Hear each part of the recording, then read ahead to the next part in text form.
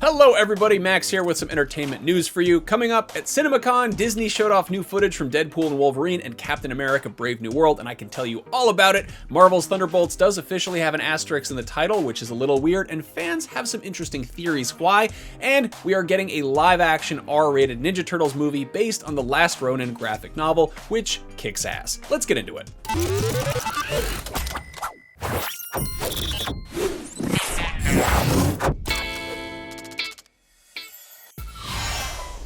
Disney had the final big presentation at CinemaCon 2024 this week, where it showed a bunch of new footage from upcoming movies to theater owners attending the industry event, and they got a sneak peek of a couple upcoming Marvel Studios projects. We unfortunately don't actually have the footage to show you, but we do have some details about what was shown off. For starters, there was a 9-minute chunk of Deadpool and Wolverine, and to fully emphasize how R-rated this movie is going to be, Marvel Studios head Kevin Feige dropped several F-bombs upon taking the stage. I really wish we had footage of that, but unfortunately we don't. As for the movie footage itself, it showed when the movie begins, Wade Wilson has hung up his Deadpool costume and he's working as a used car salesman instead, but you know, he's still foul-mouthed and very Deadpool-like, and he isn't shy about divulging his sexual proclivities to a whole family who is test driving a car with him.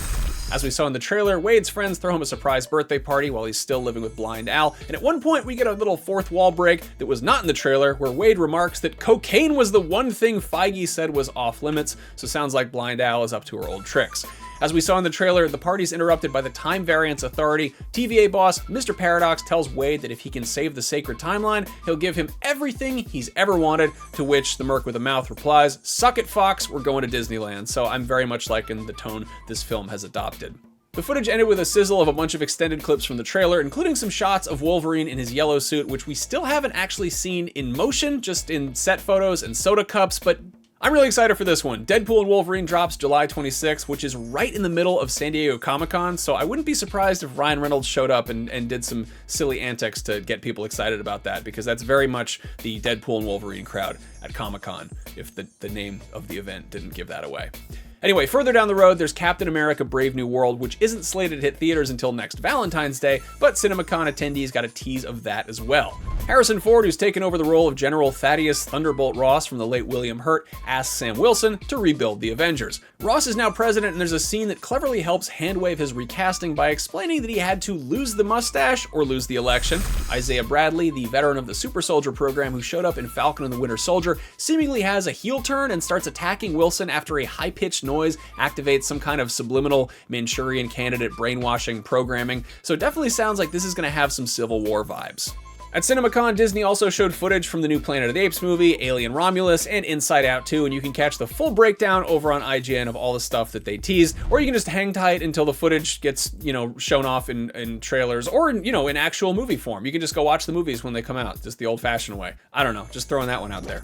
In other Marvel movie news, Kevin Feige weighed in on the Thunderbolts title's mysterious asterisk. In case you missed it, a while back, Florence Pugh, who plays the new Black Widow, posted an Instagram reel from the set, and fans noticed that the film's logo appears in the background, but it has an asterisk next to it. Feige addressed the rogue punctuation by basically refusing to address it. During his CinemaCon presentation, he confirmed that it is part of the title, but stated, quote, "We won't tell you any more about that until the film comes out."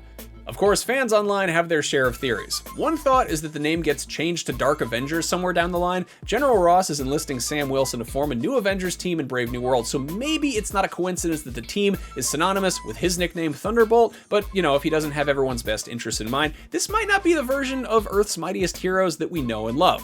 Meanwhile, fans are hoping the addition of the Dark Avengers to the MCU means we'll get an appearance from Norman Osborn in some form, because he's the one who formed the team in the comics. Another theory, which seems equally plausible, is that there's a running joke in the film that the team just hates the name and doesn't want to use it. Maybe General Ross tries to make them go by Thunderbolts, but they all think it's stupid, and they push back, but nobody can decide on what they should actually call themselves until the end of the movie, and then they officially call it that. I don't know. The other theory is that these particular Thunderbolts are only part of the full team, or that there are going to be multiple Thunderbolts teams. There are a handful of characters floating around the MCU who become Thunderbolts members in the comics, but who aren't in the current movie roster. For instance, you got Deadpool, he's out there, he's got a new movie coming out. There's Abomination, who showed up in She-Hulk, and of course there's Wilson Bethel, who played Bullseye in the Netflix Daredevil series, but was recently recast to appear in Daredevil Born Again.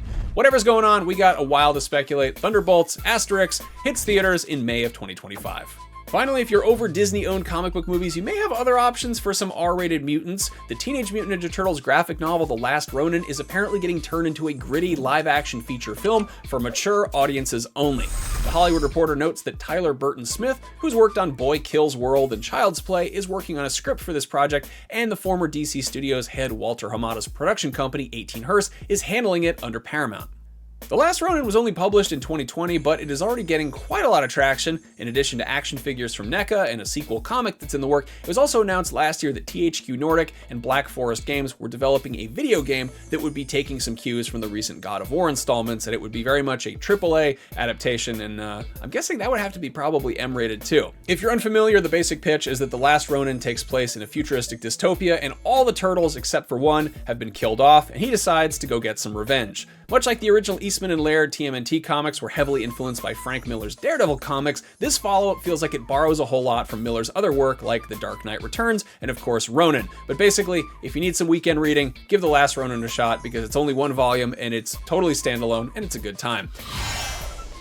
If you're looking for something to watch and you've already binged Fallout, check out our roundup of 111 video game references we spotted in Prime Video's adaptation. And meanwhile, if you're looking for something to do this summer, come hang out at IGN Live. We are holding an in-person event in downtown LA from June 7th to 9th, which will have a bunch of huge game reveals, demos, special guests, live taping of IGN shows, plus a bunch of fun stuff that you can really only do in person. Tickets will go on sale soon, but you can enter for a chance to win one of 50 pairs of VIP tickets by entering the sweepstakes at IGN Rewards. We will have more details coming soon, but if you're interested, you can get more info if you head to ign.com/live or check the description for the link. Good luck to all those entering. I'm Max Scoville. I'll see you next time. Have a great weekend, everybody. Cowabunga.